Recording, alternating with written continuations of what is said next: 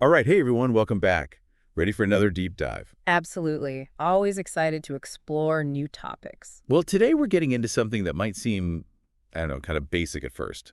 Cleaning. Oh, cleaning, huh? Yeah, but not just any cleaning. We're talking about cleaning for the elderly. Ah, okay. I see where you're going with this. It's definitely more than just tidying up, isn't it? Right. It's about safety, well-being. I mean, think Yeah. about it. Falls are the leading cause of injury-related deaths for folks 65 and older. Oh, absolutely. And a clean, organized environment can make a huge difference in preventing those falls. Exactly. And, we got to remember, a lot of older adults have a strong connection to their belongings. Years and years of memories tied up in those things. You're so right. So going in with the bulldozer mentality is not the way to go. Yeah, haha, definitely not. We got to approach this with a little empathy, patience. Like, imagine you're helping your grandma or grandpa declutter. Where would you even start? Well, first of all, I'd probably be amazed at all the cool stuff they've collected over the years. Uh-huh, right. Like, you'd probably find some vintage treasures hidden away. But yeah, practically speaking, breaking it down into manageable chunks is key.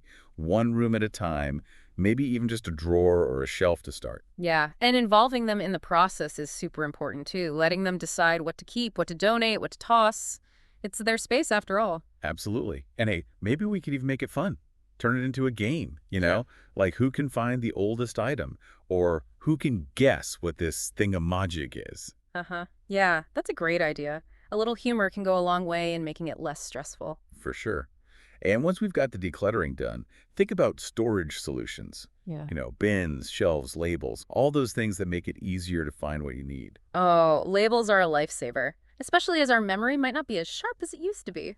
Speaking of which, did you ever hear about the grandpa who went to the store to buy some memory foam pillows? No, what happened? Well, he kept forgetting what he needed and ended up coming home with an entire mattress. Oh my gosh, that's hilarious. And while we're on the topic of making things easier, let's not forget about safety hazards. Loose rugs, those are like a recipe for disaster, right? Totally. Gotta get rid of those or make sure they're secured. And good lighting is essential too. Oh yeah, lighting, that's huge EE. It's like the difference between navigating a well-lit path and stumbling around in the dark. Yeah. Speaking of stumbling, you know what always cracks me up? Those signs you see in stores that say caution, wet floor, but then they put the sign right on the wet spot.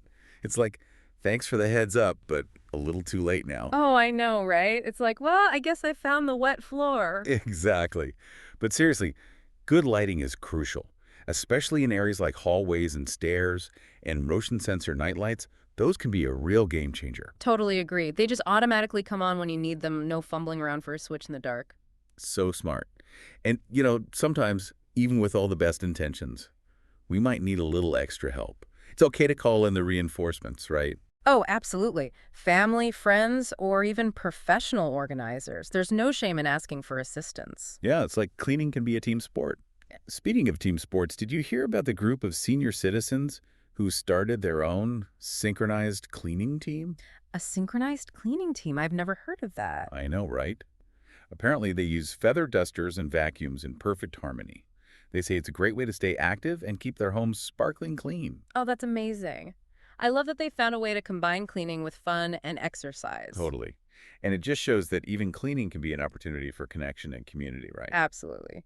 And it reminds us that at the end of the day, cleaning for an elderly person, it's not just about a clean house. It's about showing care and respect. Exactly. It's about saying, hey, we want you to be safe and comfortable in your home. Couldn't agree more. And it brings up a bigger question. How can we as a society better support our elderly population in maintaining these safe and comfortable living spaces, beyond just our own families and circles? That's a powerful thought, and it's something we should all consider.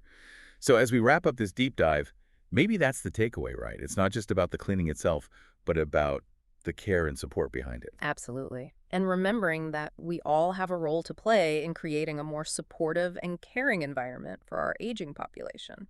Beautifully said. Thanks for joining us on this deep dive, everyone. We hope it sparks some ideas and maybe even a few chuckles along the way. It's a pleasure being here. And remember, sometimes the simplest acts, like helping someone declutter or change a light bulb, can have the biggest impact. Until next time. See you then.